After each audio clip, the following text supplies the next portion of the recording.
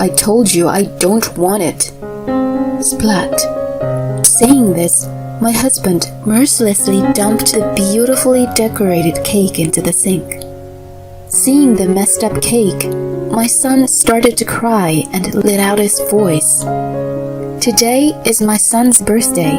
It was a cake that my son himself had made by hand. Imagining the look of joy on my husband's face as he praises it. Why would you do that? My husband glares at me when I suddenly raised my voice. Who would enjoy such a mucky-looking cake? The cost of the ingredients is a waste of money. You could have bought a better one at the store. Don't you dare teach your son this pastry-making nonsense. I've gotta go. I'm busy at work. Clean the sink. With that, my husband put on his coat and left.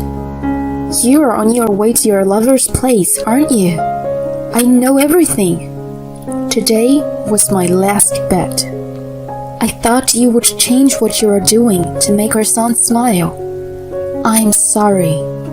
I hug my son, and I swear that I will never let that lousy man call himself a father again. Determined, I grabbed my phone to call someone.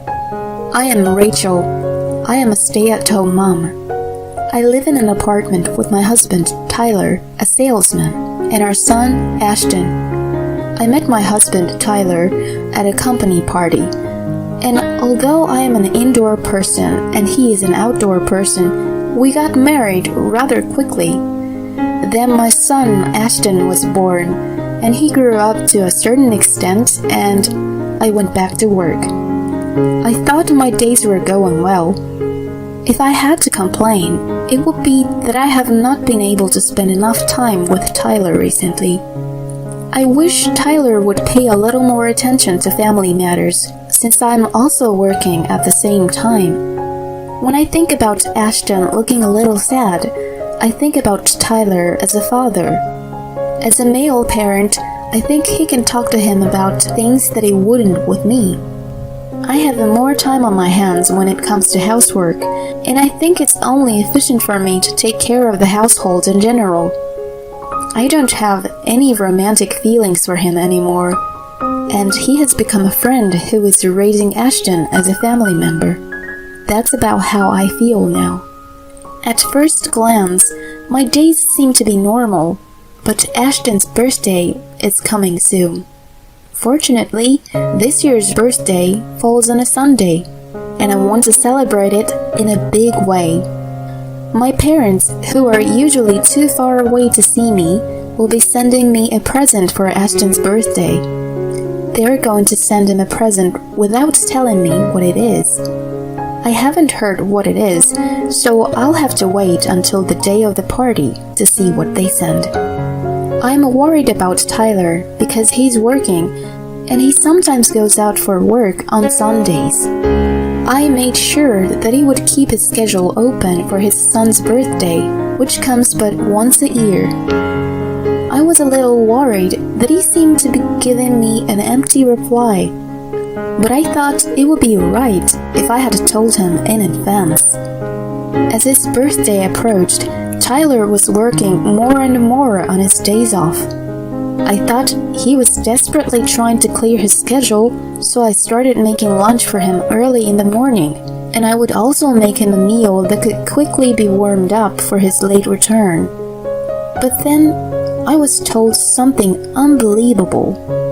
A former colleague of mine who had moved told me that Tyler was walking arm in arm with a woman near his current workplace. Maybe he was just playing around. After a short pause, I received a photo of the two of them entering a hotel, even though it was daytime. I was surprised to see them walking arm in arm, but in reality, I had already witnessed the decisive moment. At first, I didn't think it was possible, but after being shown such a picture, I couldn't have blind faith any longer. I decided to sneak a peek at Tyler's computer and phone. What I found there were numerous messages that clearly indicated that he was cheating on me. They exchanged naked photos and graphic texts. as if he thought I would not notice. Tyler was apparently cheating on me whenever he said he had to work on his days off. Moreover, the text messages even suggested that the other party was married. It was further revealed that the partner in the double affair was a former colleague at work who was now a full-time housewife. To my surprise, the husband was an employee of Tyler's company's business partner. At first, I was angry and thought about questioning Tyler. But then I realized that it might not end well. Desperately calm and careful in my preparations, I asked for advice from my family at home and other trusted people in the company. If the truth be told, I wanted to immediately confront him with the divorce papers, but there was a reason why I just couldn't take the plunge right away. Ashton's birthday was coming up. Ashton had been looking forward to spending time with his father for the first time in a long time. Until Ashton's birthday passed, I decided to pretend I didn't know. I knew I would have to wait to talk to Tyler about it, but I started to preparing for the worst-case scenario. The Saturday before his birthday, Ashton and I baked a cake together. Yes, it may seem a little strange for a boy, but Ashton's hobby is baking. He had heard that a friend of his was baking cakes, and he wanted to try it himself. This year, I helped him make his own birthday cake, which was supposed to be a very fun thing to do. I want to make cakes for Mom's birthday too. My son, who says such things, may indeed be unusual, but he is a good boy who cares for others. He has grown up to be a really kind child, even though I don't remember trying hard to educate him. But then something happens to ruin that. I suddenly have to go on a business trip tomorrow. When Tyler came home, he said that. I was surprised, and Ashton was about to cry. Oh no, you've been saying this for a long time. Couldn't you have asked someone else to take over for you? I don't have a choice. It's a company order. Unlike you, I have a job with a partner. A partner, huh? I thought angrily, but I pleaded desperately for Ashton's sake. Today, your son made this cake himself so that you could try it. I couldn't help but raise my voice, and Tyler gave me a snide look. That's not such a big deal. You can always buy a cake at the store. And what about dinner? He asked. By this time, I had come to expect very little from Tyler, but I guess I still had feelings for the person I had been living with. At least eat this cake for now, and then we'll have dinner. I guess my words sounded like I was trying to be sarcastic. That's enough. I'm going out to eat, he said, and just as he was about to leave, he dumped Ashton's cake into the sink. You should stop this pastry-making hobby of yours too. He said such a cruel thing to our son, and then he left the apartment. Ashton retreated to his room in shock. I too had been standing in the kitchen in front of the cake remnants with my mind completely blank. I didn't think he would treat Ashton so badly so suddenly, let alone me. Ashton's baking may indeed be an unusual hobby for a boy, but it was impossible for a parent to ruin it. How on earth he could do that, I had no idea. Even if the relationship with his mistress was that important, the bond between parent and child should be different. I realized that about 2 hours had already passed, and Tyler had not returned yet. I wondered if this might have been an affair, but I had no choice but to make up my mind. I guessed that tomorrow's business trip would be another date with his mistress. I sometimes wondered if it was the other side's convenience that made him say he was going on a business trip so suddenly. Then I got angry for the sake of my beloved son and started contacting my parents and others who could help me. I could no longer suppress my anger, not so much for my own sake, but for the sake of my son. I was going to give it a little longer to see if my husband could change. I know I sounded like an idiot, but I thought there might be some family love left in him. We had talked about this beforehand, and things went smoothly from there. I was surprised at the sudden turn of events, but by the evening of the next day, I left the house with Ashton with a present that arrived from my parents' house. I felt sorry for Ashton, who had the worst birthday ever, and also Tyler's anger became the driving force behind my actions. The destination was not my parents' house, but a hastily decided evacuation site the day before. From this point forward, my story is a mixture of what I heard through others. 2 days later, Tyler returned from his business trip, and he was surprised to see his apartment in ruins. On the table was the divorce papers, and most of the furniture and appliances were gone. Tyler had originally paid the rent for the apartment, and most of the other living expenses were shared by me. More of the household goods were also bought by me. I moved all of this out in one day, which was only possible because of the help of a collaborator, who will come up later. Anyway, Tyler tried to contact me first. In fact, he did contact me, but I completely ignored him at this point. So then he contacted my parents. Of course, I had already explained everything to my parents and discussed with them how to handle the situation. My parents, especially my father, were very quiet and angry about this whole thing. He told me that he no longer needs a man who would hurt his grandson, who is so cute that no one should be able to lay a finger on him. I heard that Tyler was so angry that he even said something about storming into my parents' house. But the truth is that neither I nor Ashton have returned to my parents' house. I already knew all the facts about the affair from the report by the private investigator. He was indeed very disappointed.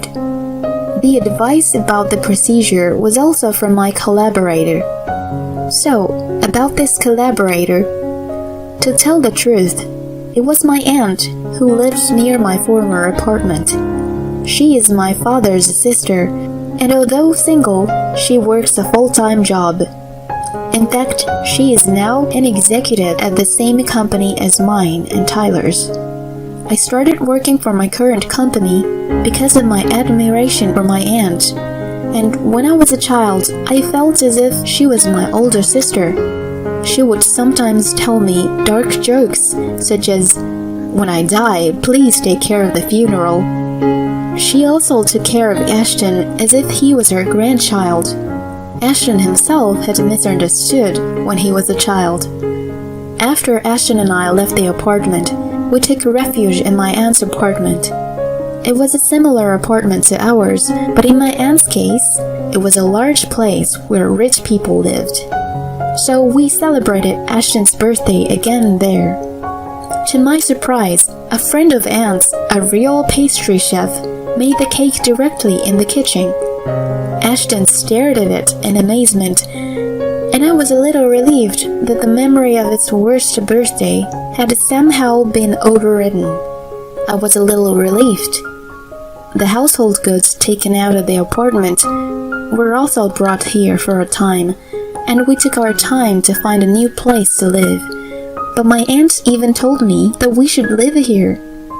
As expected, considering Ashton's school and other things, we decided to move quickly to a new place for the two of us to live.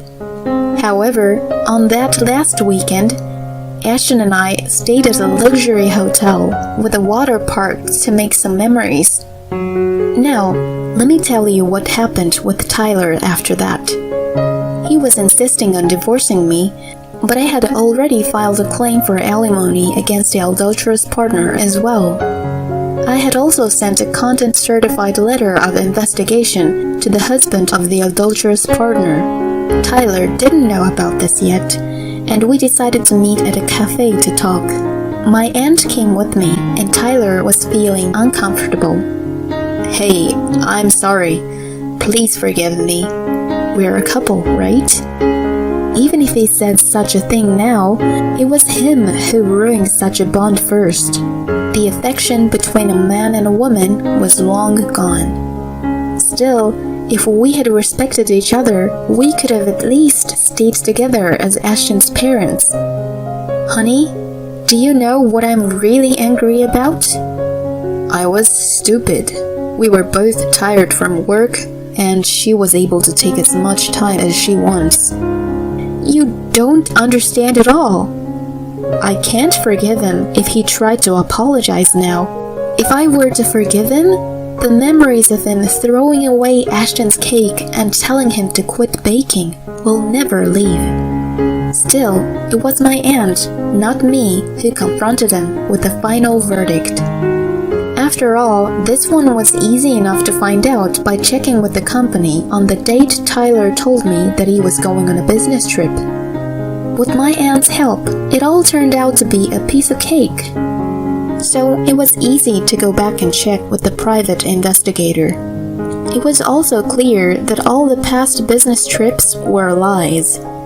When my aunt explained this to him, this time he really seemed to be in despair. But the real despair might come when the husband of the adulterous partner demanded alimony. My aunt said, "Maybe we should get a lawyer to help us with the rest of this." Tyler nodded and we left. As I feared, things were unable to be settled quickly. The husband of the adulterer was an employee of one of the company's major clients. Tyler was transferred from the head office sales department, which is one of the most prestigious departments in the company, to the countryside. Perhaps my aunt had something to do with it. My aunt laughed and said, "An employee who has an affair is usually not given an important post if the HR department finds out about it." Tyler was sent to the Montana branch office because they thought it would be hard for me to have my ex-husband assigned to the same place of work. This one may have really been my aunt's doing. Because of his age, it would be difficult for him to change jobs and for him to pay child support. I hope he will be able to work until retirement. However, my aunt has also strictly taught me not to rely on Tyler's child support payments. I became my aunt's secretary in the company, and the nature of my job changed. My salary went up, and I became much busier than before. However, the company made it possible for me to work from home, so I was able to spend more time with Ashton than ever before. Ashton has seen how busy I am and has begun to help with the housework on his own. He soon overtook me, especially when it came to cooking, which I guess is an extension of baking. "I know you're busy, Mom, so I'll do my best to help however I can." I think my son has really grown up well enough to be able to say such things naturally. Ashton's current dream is to pursue a career in pastry making, just like the pastry chef who used to make cakes for his birthday. He has decided to go to a vocational school after graduating from high school, even though it will be a tough road. Whenever my aunt came to visit, he would make homemade sweets and serve them to her. He and my aunt had always been good friends, but after the divorce, they stayed over at each other's place. They have become like siblings who have a significant age gap. Even now, I think my greatest feat was to rely on my aunt. I didn't know how to act on my own at the time, and even now, I'm not sure I would have tolerated Tyler's action, and I might not have been able to heal Ashton's emotional trauma. My aunt jokingly said, "When I die, please do my eulogy." Of course, I would do that, but I definitely wanted to repay her for her kindness by then. We talked about that for a bit, but what my aunt said in response was, "I wanted to help someone else, just as I helped you." I don't think I will ever be able to live up to my aunt's words, but I will become strong for her. I'm divorcing you because you are no longer in charge. Get out of here. My husband suddenly thrust the divorce papers at me, and I accepted them stunned. Please give me some time to think about it, I said, and my husband left the room, giving me until the next day to think about it. And when I checked the divorce papers, there was something written on the back. And the moment I saw it, I immediately called the police. I am Hannah, a 55-year-old housewife. My husband Cooper is 57, and we have been married for 35 years. I lost my uterus due to illness a few years into our marriage. And at one point, there was talk of divorce. Sure, I wanted kids, but I married you to start a family. So let's not get divorced and live together. When I was almost heartbroken over not being able to have children, Cooper supported me by saying that. Cooper is the third son. His father was the president of a small business, and when his father died, his oldest son took over. Since the time when Cooper joined my parents-in-law's company at the request of my brother-in-law, Cooper's behavior changed little by little from the time he was kind to me. About a year after he joined the company, he started coming later, about close to midnight, saying that he had to work overtime. He also started leaving the house on his day off because he had to work on his days off. He began to avoid talking to me, and his facial expression was not as cheerful as it used to be. No matter how many times I asked him about this, he would say, It's nothing to talk about with you. I also grew increasingly distrustful to Cooper's attitude, and I tried to several times to talk to him about it. But he refused to talk to me for some reason. There was no doubt that something had happened, either between his family or at the company. Did my mother-in-law say something to him? I gradually began to think so. This has to do with the fact that there is a big gap between me and my mother-in-law. My mother-in-law was very harsh on me for not being able to have children. Why did you marry Cooper if you aren't even have children? If you can't even have children, get a divorce soon. You are an eyesore. These words were said to me every time we saw each other, and when Cooper heard about it, he was furious. The next time you say something like that, I'm going to cut you off from this family. Cooper was so furious that he declared to his mother that he was going to cut ties with her. So we came to an agreement that I was not to have anything to do with my in-laws. I have since grown apart from my in-laws, but I still can't completely cut ties with them for reasons such as socializing with relatives. On those occasions, I only greeted and talked with my mother-in-law at the bare minimum, and try not to show my mother-in-law that I was avoiding her. However, my mother-in-law talked about me behind my back to my relatives. Some of the people who took advantage of my mother-in-law's stories made small comments about me and blatantly avoided me. Hannah, you never had a baby, but you took advantage of Cooper's kindness and told him not to have anything to do with his mother. How can you so brazen in your position as his wife? I am sorry that I cannot have children, but as for his involvement with his mother, Cooper told me that I didn't have to get involved. With all due respect, I think that digging up an issue that was resolved between the two parties when you don't know anything about it will cause unnecessary misunderstandings and make the relationship more complicated. The relative who had been on my mother-in-law's side, apparently not expecting me to talk back, was stunned by my words and attitude and immediately became angry. I'm just trying to give you advice on how to get along with your relatives.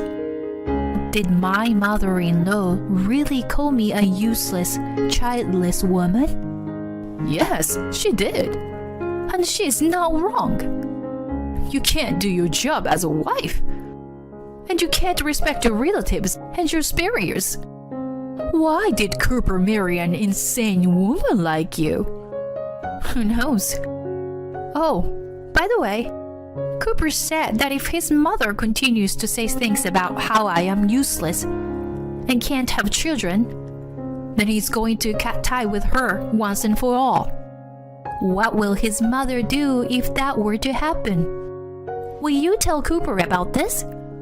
Would you take responsibility? When I brought up the subject of Cooper's and his mother's installations, the relative women, who apparently didn't know what was going on, was at a loss for words and then apologized in a small voice. I'm sorry. I guess I interfered too much out of consideration for Cooper's mother. I don't want to cause trouble. So can we just forget this ever happened? With that, she quickly left. I wondered whether I should tell Cooper, but I didn't and only told my mother-in-law in secret. I see that you still have some thoughts about me not having children. I just heard from a relative. Should I have another thorough discussion with Cooper as well? At my words, my mother-in-law turned blue and refused to discuss it. I'm sorry. I guess my words came across a little crooked. I am sad for you and your family that you choose not to have children, but I don't want to criticize you for it. My mother-in-law quickly apologized, so her son didn't cut ties with her. We decided to keep this matter to ourselves.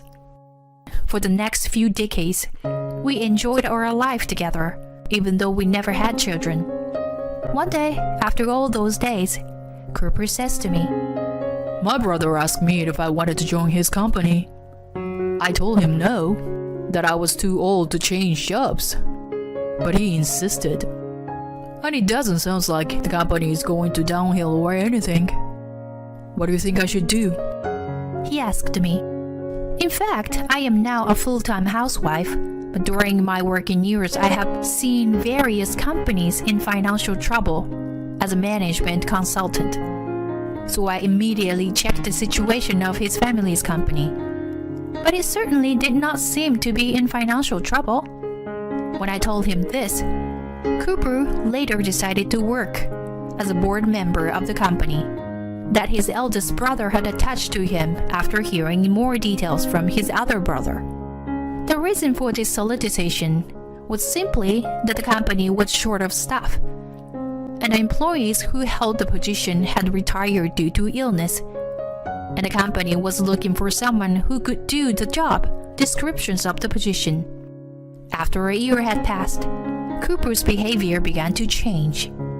He started coming home late at night, and his attitude towards me became cold. There was a lot of discord, but then Cooper told me, The housekeeper who had worked at my parents' house quit because of a sudden illness. You have some extra time on your hands. So, could you work as a housekeeper at my parents' house until we find a new housekeeper? I was surprised at the suddenness of the offer. When I asked for more details, I found out that she was not a housekeeper, but rather a caretaker for his older brother who lived at home. I found out that her main job was to take care of the grandchild, who were in the care of my parents-in-law's family. The eldest brother and his wife were in the middle of divorce proceedings, so they were taking care of the grandchild. The granddaughter was a 12-year-old girl named Samantha, and while she was at school, the caretaker cleaned the house and cooked food. After Cooper told me more about Samantha, I decided to take the job. Samantha seems to have a hard time with adults, and at first she was very shy around me. However, after 6 months, Samantha began to talk to me about her problems and events at school, and I was able to hear many other things from her. I asked Cooper's brother if I could take care of Samantha at home so that I could spend more time with her. You were going to kidnap Samantha because you couldn't have children yourself. And if you won't clean the house and do the chores, then you are not a good housekeeper. So I'm going to stop employing you. And from my mother-in-law, who heard this, Now you want a child? You made Cooper give up on having kids. and you think you can talk like this? Besides, Samantha is a girl. And if you take her in, she'll soon be married off and wasting Cooper's money. I won't allow you to do that. And refused my request. I didn't even say I would take her in. But my mother-in-law and my brother-in-law jumped the gun on me for not having children. Perhaps my mother-in-law's thinking was that since Samantha is a girl and cannot be the heir, she didn't want to include her in my parents-in-law's finances. She probably wants her mother to take over Samantha after her father and his wife get divorced. On top of that, my mother-in-law said this to Samantha. You are going to go to your mother's side and live in poverty. So don't get used to living at home. You are the only one who will be of no use to our family. Samantha was quite bitter toward her grandmother because of this. I was so disgusted by this idea that I couldn't say anything, at least while I was visiting my in-laws. I tried to make Samantha's favorite food and try not to have contact with my mother-in-law as much as possible, so that Samantha could be as cheerful as possible. After a year had passed, I went to my parents-in-law's house to talk to Cooper. Cooper was waiting for me, sandwiched between his eldest brother and his mother. My brother's divorce is final. That means you were no longer of any use to me. So I'm divorcing you. Get the hell out of my house. I was stunned when Cooper confronted me with the filled out divorce papers and said, "Please give me some time to think about it." I managed to squeeze out a few words and went home. When I checked the divorce papers, I found a message from Cooper written on the back. When I saw it, I immediately called the police. A few days later, I moved to a new house and was living on my own. I was summoned to my parents-in-law's house by a call from Cooper. There, my mother-in-law, her older son, and Cooper were waiting for me with grim faces. Oh my God, what have you done to us? You took away Samantha's father, uncle, and grandmother. And then you forced us to pay child support. I stole Samantha's father from her? Did her father even treat her like a daughter? In the first place, my grandmother? Are you talking about yourself? How can you say such a thing when you spoke to her in such a horrible way? How dare you? I was thinking of Samantha. My mother-in-law blamed me for my behavior from the very beginning. I was actually in the middle of the divorce settlement, and I had given my brother-in-law's wife a recording of their outburst and how badly they treated Samantha at my parents-in-law's house. I had given her as many recordings as I could. The custody would safely pass to the mother's side, and everyone would scold severely for this. Do you really think you can do this to your husband's family and get away with it? I don't care because we already divorced. When I said that, Cooper, who had been silent until then, opened his mouth. My family? This isn't my family. From now on, I'm a stranger to you guys. What are you talking about? What do you mean? Cooper's brother, as well as his mother's eyes, were blank because of what Cooper had said. We had to explain them what had happened so far. In fact, this time it was an operation to accuse my parents-in-law of tax evasion, which included Cooper's other brother. Although Cooper's other brother was loved by his father, he was hated by his eldest brother, and after the death of their father, He was forced to take a mediocre position, and his salary was drastically reduced. This brother had his own company and was looking for an opportunity to quit. But the company that his eldest brother succeeded to had a lot of unclear settlements and expenses, and the eldest brother's salary was greatly reduced. He suspected that their brother was evading taxes, and he consulted with Cooper. In this process, he found out that his mother and eldest brother had treated Samantha so badly. Samantha's mother wanted to secure custody. However, my mother-in-law and her eldest son were trying to get custody of Samantha. Since there was a difference of opinion between my mother-in-law and her eldest son, my mother-in-law tried to get rid of Samantha somehow. My mother-in-law had said those words to Samantha many times. I recorded those words as much as possible and documented the child-rearing environment. I was gathering evidence so that Samantha's mother could get custody of her. In addition to the injustice of the in-laws, the reason Cooper was acting strangely was because of the environment in which Samantha was placed. He was also angry at the attitude of his mother. He wanted to do something to save Samantha, but was unable to do anything about it. He thought about asking me for advice, but I had been blamed for not having children in the past. So he was hesitant about whether he should ask me to take care of the child or ask his sister-in-law and her family. Cooper told me about all of this when his in-law's housekeeper quit. I immediately agreed to help him with his plan and took action. And on the back of the divorce papers he wrote, "I'm ready to go and want you to call the authorities." When I explained all this, his eldest brother changed color and started yelling. So you guys reported us? What are you going to do about the company? We're going to go bankrupt at this rate. Oh, don't worry. Our brother is going to buy it. Besides, we have excellent consultants to help us rebuild the company in the future. Don't worry about anything, brother. Go and atone your sins. Thank you very much for all your hard work in tax evasion and fraud. Cooper said smilingly and made a phone call somewhere. Well, that's it then. You're dismissed now.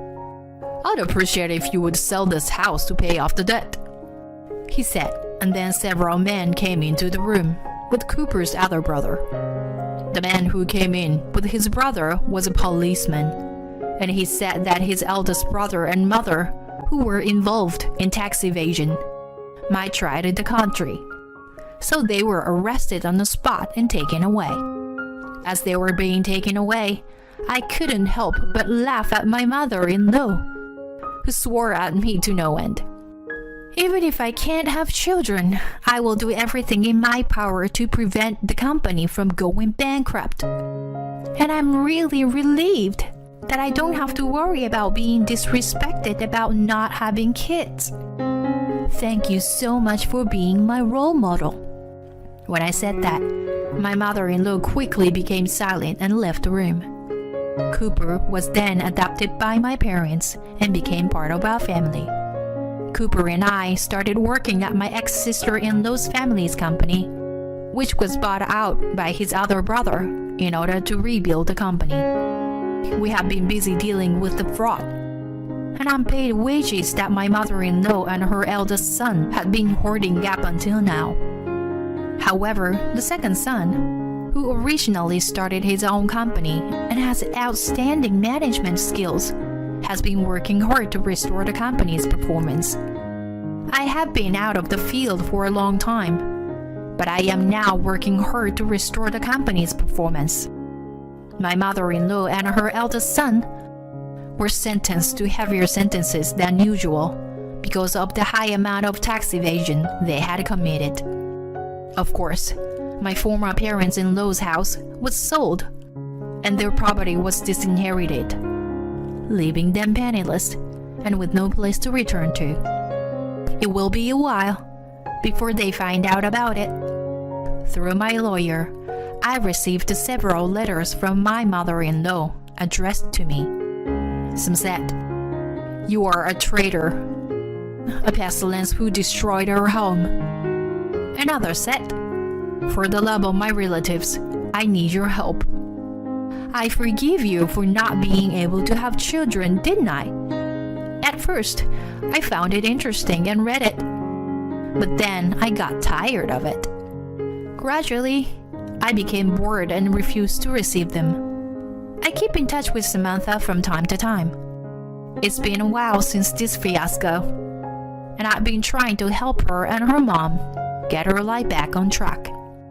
Samantha's mother contacted me to thank me for taking care of her almost exclusively. "Hannah, because of you, you saved Samantha's life. Samantha has been asking about you since then, saying you were the only one who was nice to her. If you don't mind, would you play with Samantha again?" I started to cry involuntarily at those words, and also to Samantha, who was on the phone before I knew it. "I want to eat your food again, so will you cook it for me next time?"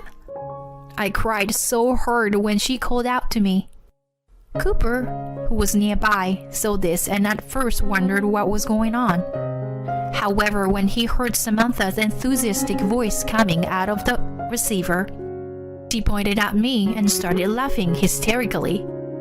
We made an appointment to meet and hung up the phone. And since our new house was only a 15-minute drive from Samantha's and her family's new house, we began to see each other frequently. I'm busy with work right now, but when things settle down, I'll be able to meet more with Samantha and her family. I think I'll invite Samantha and her mother to a trip to Disneyland. By the way, before Cooper was adopted to my parents, he told me about his previous curt attitude and the delay in consulting with me. He apologized many times for making me feel uncomfortable when he brought me face to face with his mother. I wasn't mad at him or anything, and now we can have a happy life. I am looking forward to watching Samantha grow up close to me, even though she is not a child of my own.